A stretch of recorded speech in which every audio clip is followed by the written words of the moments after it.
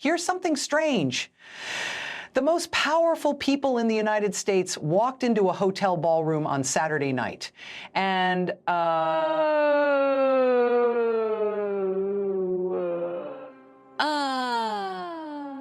Consider the geography for a moment. The Washington Hilton is not a casual venue. It sits just over a mile from the White House. It hosts the annual White House Correspondents Dinner, an event that, on this particular Saturday night, placed the President of the United States, the Vice President, the First Lady, the FBI Director, the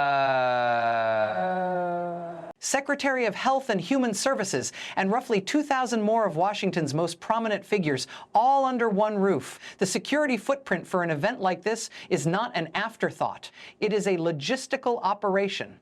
And yet, a 31-year-old man from Torrance, California, named Cole Tomas Allen, a man who investigators now believe was staying at the hotel itself, walked through a lobby where, according to at least one communications professional who was there, guests needed, only to flash a ticket to gain entry. No metal detector, no secondary screening, just a glance, a ticket, and a door swinging open. And Allen, armed with what witnesses described as a serious weapon, got close enough to open fire before Secret Service agents tackled him to the floor. That's the thread. Hold on to it, because the question of how he got in matters almost as much as why he came. Donald Trump has now survived 3 assassination attempts. The first came in July 2024 at a rally in Butler, Pennsylvania. A bullet grazed his ear while a bystander died. The second, 2 months later, involved an armed man who lay in wait near Trump's golf course in West Palm Beach,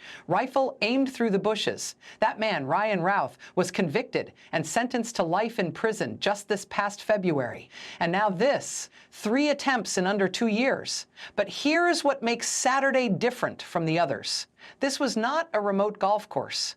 This was not an outdoor campaign rally. This was the single most security-intensive social event on the Washington calendar, the one night a year when the president sits in a room surrounded by journalists, lawmakers, cabinet secretaries, and the full machinery of federal law enforcement, all in formal attire, all in one place. It was by design supposed to be the safest dinner in America.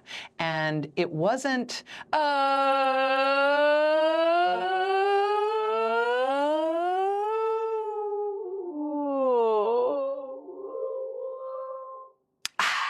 believe that is how he gained access, not by breaching a perimeter, not by obtaining fraudulent credentials, but by already being a guest. He had a room key. He belonged, at least on paper, until the moment he didn't. Here is what we know. Allen's own brother contacted police in New London, Connecticut, minutes before the shooting. Minutes, not hours, not the next morning. Minutes before shots were fired inside the Washington Hilton. A family member was already on the phone with law enforcement, alerting them that Cole had written a manifesto. His sister had separately contacted both Secret Service and Montgomery County Police, telling them that her brother had a tendency toward, and I want to use the phrasing here carefully, radical statements, and that his rhetoric had recently sharpened into talk of doing something to fix what he saw as the problems with today's world. Notice what that means. This was not a man who slipped through the cracks of an intelligence apparatus. That had no visibility into him. His own family was actively trying to stop him.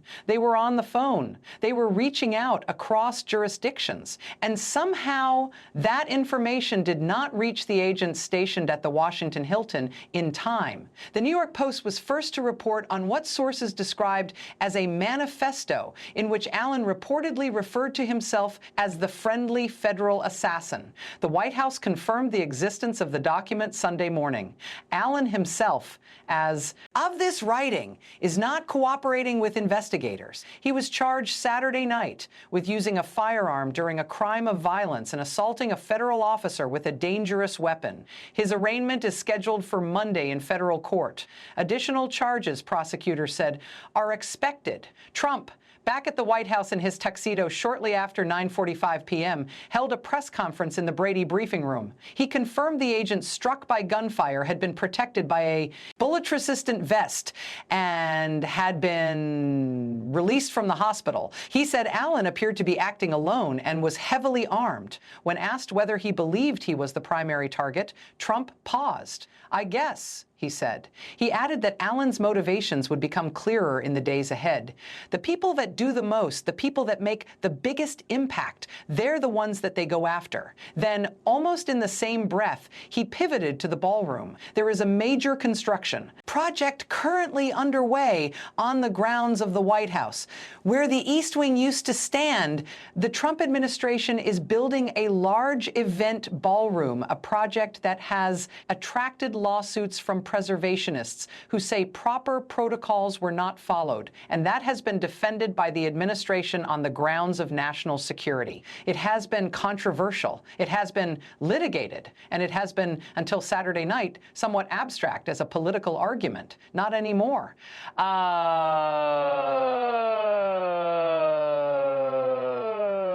Rogue state, not anymore. Within hours of the shooting, Trump was using it as a primary justification for why the ballroom must be completed. "This is why we have to have all of the attributes of what we're planning at the White House," he told reporters. On Sunday morning, he posted, "This event would never have happened with the militarily top-secret ballroom currently under construction at the White House. It cannot be built fast enough. The White House Correspondents Association, it should be noted, hosts its own dinner. It is not a White House event. The administration does not control the venue." But none of that appeared in the Sunday morning posts. What we are watching quietly and methodically is a real security failure being processed in real time, and the political machinery moving to extract advantage from it before the facts have even fully settled. That is not a conspiracy. It is Washington operating exactly as Washington operates, but it is worth naming clearly. And here is the part that should concern all of us, regardless of where you stand politically.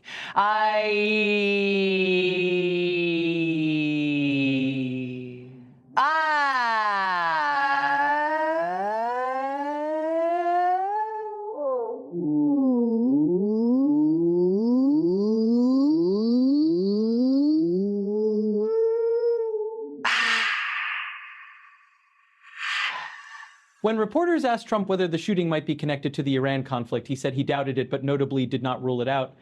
"It's not going to deter me from winning the war in Iran," he said. I don't know if that had anything to do with it.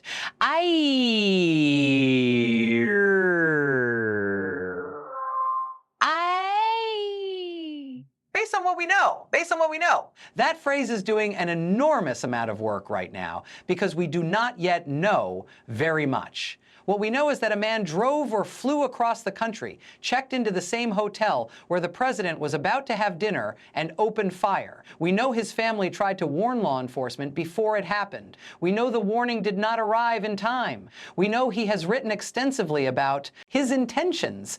And we know he is not talking. CNN's Wolf Blitzer was standing a few feet away when the shots were fired. He described watching Allen fire what appeared to be a serious weapon at least 6 times before being brought down. 2,600 people were in that building.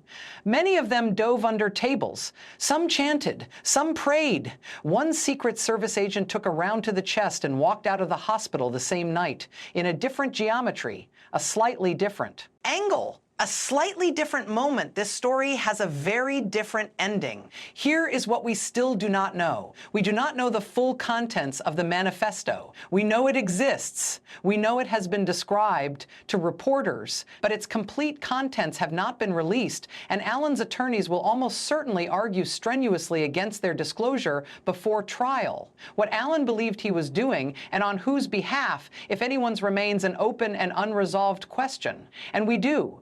Not know why the warnings from Allen's family did not reach the security detail in time. His brother called police in Connecticut. His sister called Secret Service and Maryland police. Somewhere in that chain of information across 3 jurisdictions, the alert did not converge on the right location before 8:53 p.m. on Saturday. That gap, that specific, documented, time-stamped gap, deserves a formal accounting, not as a scandal, as a process question, because the next person may not give their family enough time to call. The dinner is rescheduled for 30 days from now. The investigation is ongoing. And the building at the corner of Connecticut and T Street Northwest is this Sunday morning back to business as usual, guests checking out, lobby humming quietly with almost no visible sign that anything happened at all.